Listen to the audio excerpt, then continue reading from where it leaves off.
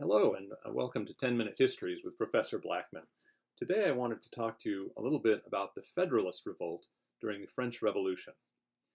We're starting in 1793.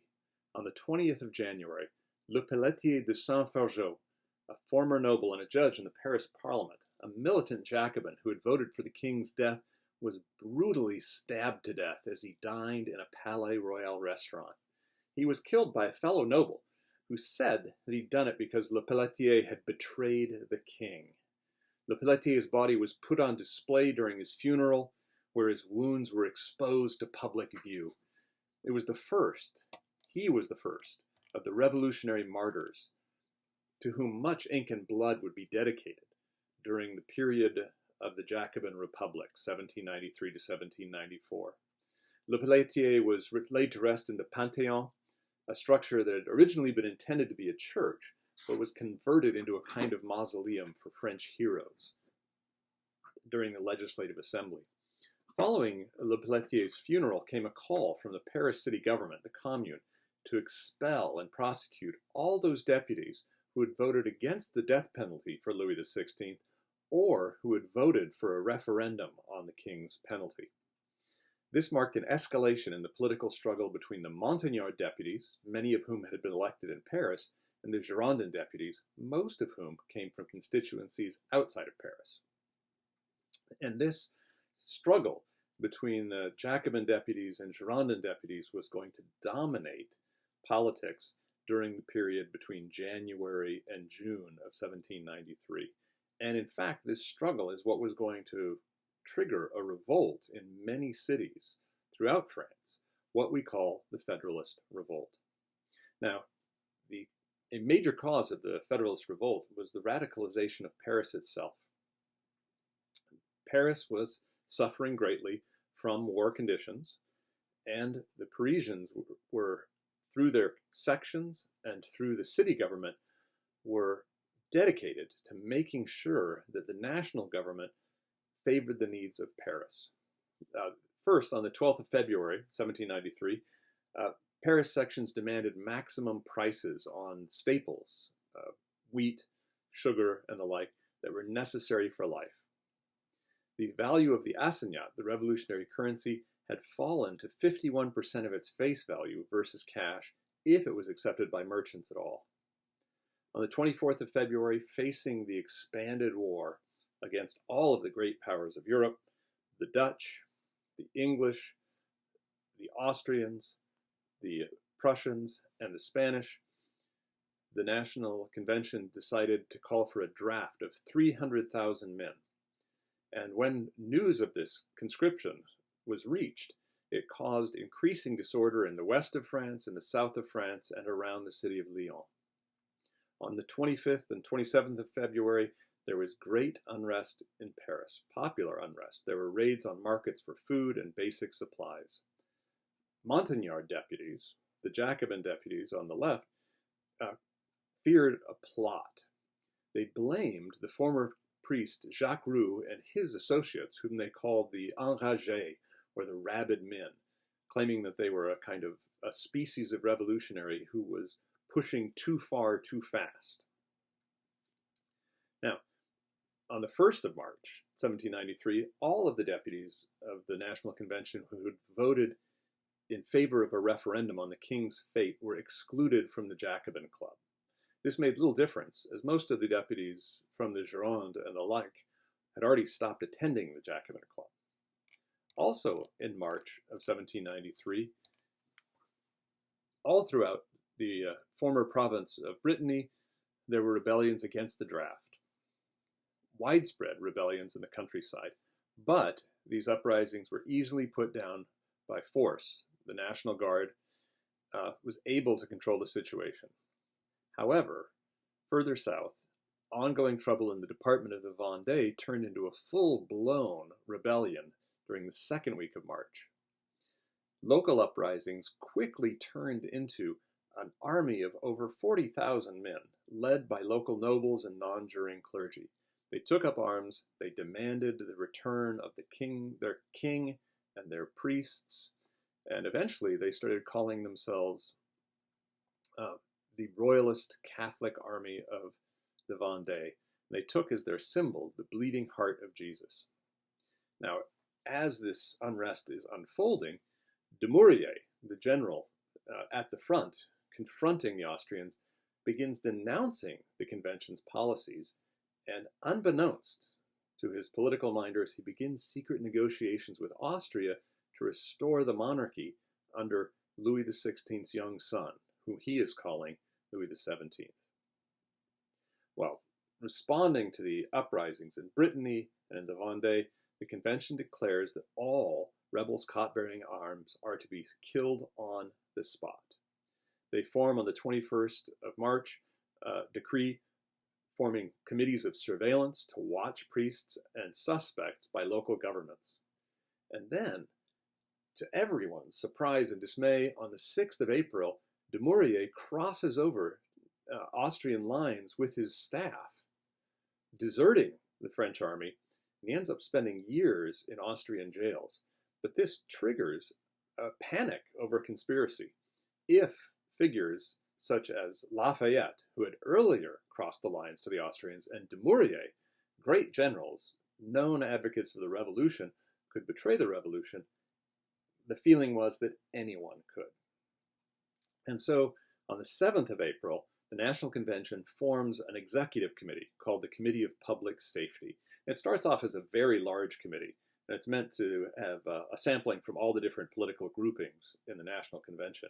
And it was much dominated by the deputy Danton at first. But soon, Robespierre joins the committee, and the people around Robespierre come to be very influential. Initially, though, Robespierre refused a seat on the committee, thinking it was not going to be useful, though the deputies Georges Danton and Bertrand Barrère both took seats. Now, I said that the struggle between the Jacobins and the Girondins dominated the politics of this period, and this can be seen most through the decision by the convention on the 12th of April to impeach Jean-Paul Marat, a fiery populist deputy and a journalist from Paris who had been elected to represent Paris in the convention. He was, well, shall we say, notorious. He was very well known for calling for the blood of France's enemies. He was known to claim that the death of the king was a good start toward guillotining all of the enemies of the French Revolution, and he seemed to imply in his paper that many deputies needed to be killed as well. This led to his impeachment on the charge of threatening the lives of deputies, and he was sent for a trial at the Revolutionary Tribunal, a court set up in Paris to try political crimes. On the 15th of April, 33 out of the 48 Paris sections drew up a list of deputies who were seen as compromisers, people who were unwilling to do what it took to win the war against the powers of Europe. The 22 named deputies included Brissot, Pétion, and all of the deputies from Bordeaux. It was basically a wish list of Girondins. The convention refuses to take action against these members, and in fact, Robespierre is one of the deputies who speaks out most eloquently against allowing the Paris sections to determine who can and cannot represent France. A major turning point happens on the 24th of April when Marat is acquitted by the Revolutionary Tribunal, and he is actually paraded on the shoulders of his followers to the National Convention, where he retakes his seat.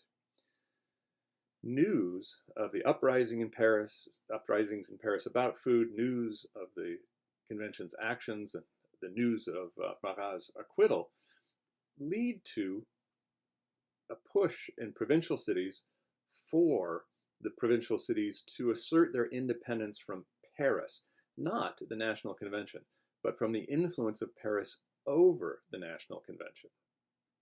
Deputies from outside Paris, such as the deputies of Bordeaux and the territory around them, the province that was once known as the Gironde, start demanding that the convention relocate to Versailles to get out from and under the pressure of the crowd in Paris. On the 1st of May, around 8,000 demonstrators mob the convention and demand maximum prices for bread and other staples. And it's at this point that the Montaner Deputies, the deputies of the left, begin supporting popular demands for pricing on bread and in economic relief in general. It's worth remembering that even as late as December, radical deputies had been free traders, had been economic liberals. But starting in May, there is a definite shift among deputies who are trying to retain the support of Paris toward a line about more government control over the wartime economy. Now, I had mentioned this lecture is called the Federalist Revolt. Well, it's because a variety of cities begin rising up against the National Convention at this time in May. On the 20th of May, the city of Nîmes rebels.